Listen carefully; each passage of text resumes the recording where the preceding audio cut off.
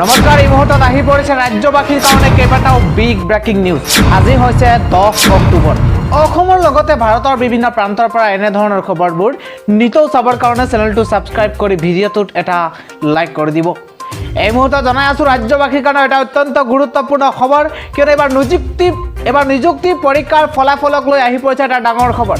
এবাৰ নিযুক্তি পৰীক্ষাৰ ফলাফলৰ বাবে ৰৈ থকা পৰীক্ষাৰ্থীসকলৰ বাবে এটা ভাল খবৰ আহি পৰিছে, কিয়নো কেইবা লক্ষ নিবনুৱাৰ অপেক্ষাৰ অন্ত পৰিব কাইলৈ ৰিজাল্ট ঘোষণা কৰা হ'ব নিযুক্তি পৰীক্ষাৰ, আৰু কাইলৈ ঘোষণা কৰা হ'ব আছাম ডিৰেক্ট ৰিক্ৰুটমেণ্টছৰ ফলাফল।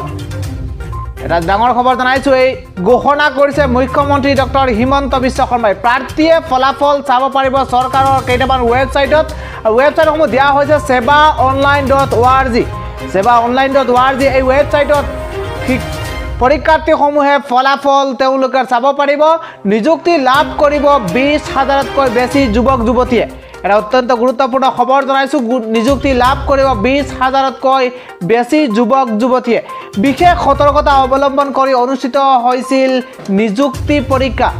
নিযুক্তি পৰীক্ষাৰ দিনটোত বন্ধ ৰখা হৈছিল ইণ্টাৰনেট সেৱা। পৰীক্ষাত অৱতীৰ্ণ 4 লাখতকৈ অধিক প্ৰাৰ্থী পৰীক্ষাত অৱতীৰ্ণ হৈছিল, আৰু কাইলৈ ঘোষণা কৰা হ'ব নিযুক্তি পৰীক্ষাৰ ফলাফল।